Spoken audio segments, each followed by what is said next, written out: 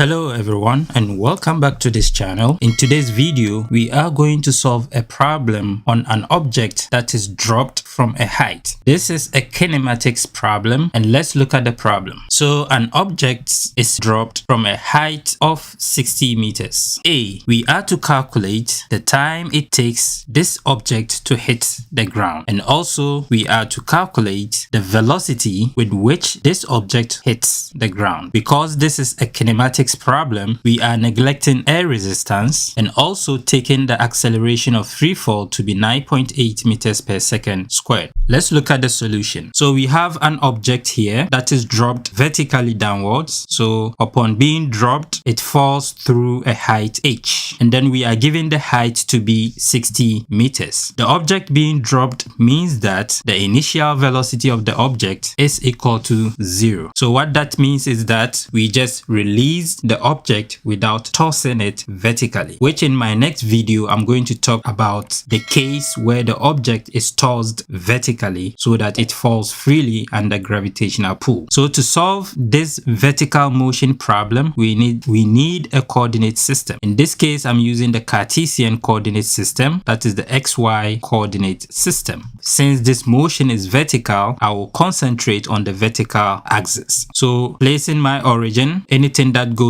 up would be positive, that is along the positive y-axis, and any vector that points downward is going to be negative along the negative y-axis. For the horizontal axis, we don't need to worry about that because we don't have any motion in the horizontal direction. Also, what we need to note is that the acceleration of free fall, which is g, points vertically downwards. So g is given as 9.8 meters per second squared, and because it is pointing downwards per our coordinate system, it is going to be negative. Now let's draw a simple free body diagram to represent this motion so we can have a clearer picture of what is happening before we try to solve the problem. So we have the object here that is dropped. The initial velocity of this object is equal to 0, and this object is going to fall freely, that is under gravity, until it hits the ground. So this object will hit the ground somewhere here, and the physics is that since we have acceleration, then this object is going to accelerate from initial speed of 0 until it attains a final speed vf with which it hits the ground, which we don't know, and it's the second part of this problem that we find this velocity. So with such problems that an object is dropped from a height, the height is somewhere from here to there, h equals 60 meters. However, in my case, I will place the 0 point somewhere here, so that is my y initial equals 0, and then the y final would be down here. In that case, it is going to be minus h. We can now dive into the kinematics equations that we would need to use to solve this problem. So we have 3 kinematics equations with 5 variables. All right, after analyzing the problem, we can take the data from the problem. So the data we have is, we are given that the object is dropped, meaning the initial velocity is 0. Acceleration of free fall g is given to us as 9.8 meters per second squared. We are given the height to be 60 meters, and then we are to find the time it took this object to hit the ground, and also we are to find the velocity with which it hits the ground. Therefore, we are to determine these 2 variables. So let's look at the first problem. So the time to hit the ground. So to solve for the time it would take this object to hit the ground, remember I said in these kinematics equations we have 5 variables, so we have all of them listed here: the initial velocity, acceleration of free fall, the height given, also we are given the time and vf, which we are to find. With these 5 variables, we can see that 2 of these variables are missing, and we are to determine these variables. So looking at these 3 equations, we can make use of this first equation, that is the displacement equation, because we know that vertical displacement or height, we know acceleration of free fall, we know the initial velocity, which is 0, so that makes it easier to use use equation number 1 in this case. So equation number 1 is given as delta y, which is the vertical displacement by this object, is 1/2 gt squared plus vit.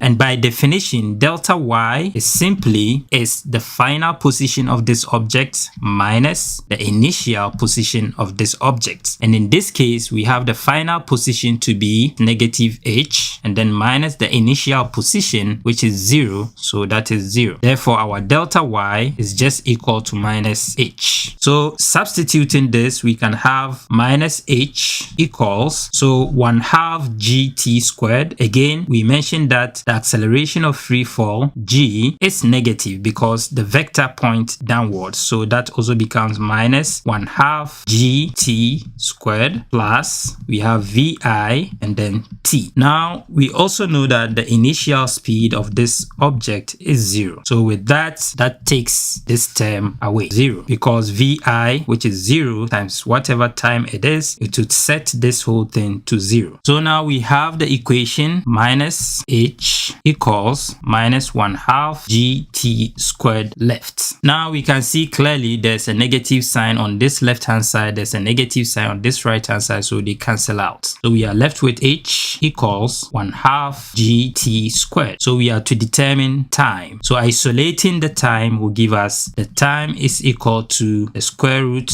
of 2h divided by g. So you can pause the video, substitute these values in. You should get the time it took this object to hit the ground to be about 3.5 seconds. All right, let's scrutinize this equation. So the fall time is equal to the square root of 2h, that is the vertical height or the vertical displacement, divided by g. Clearly, we can see that that time is proportional to the square root of h, right? So the higher the height or the vertical height, the longer it takes the object to hit the ground. Now let's look at the velocity with which it hits the ground. So with the velocity, again, we know g, we know the initial speed, we know the time. So this is very straightforward to use. V final equals V initial minus gt. Here I'm using minus because we already have our g to be negative. The vector is pointing downwards, so I'm just using minus. So our V final, we can plug in our values. So V final is going to be equal to V initial, which is because the object is dropped, going to be 0, and then minus 9.8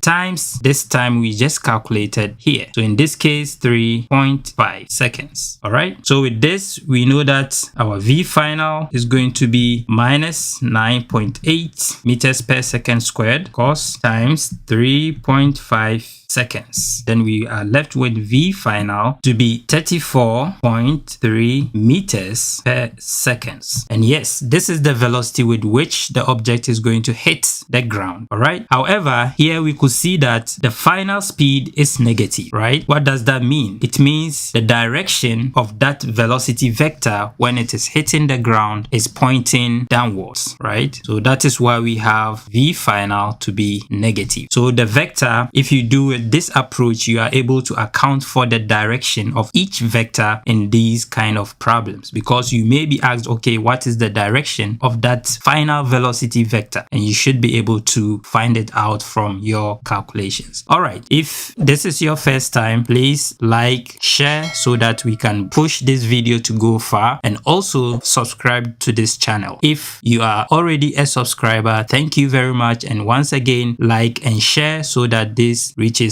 a lot of students. Thank you very much, and I'll see you in my next video.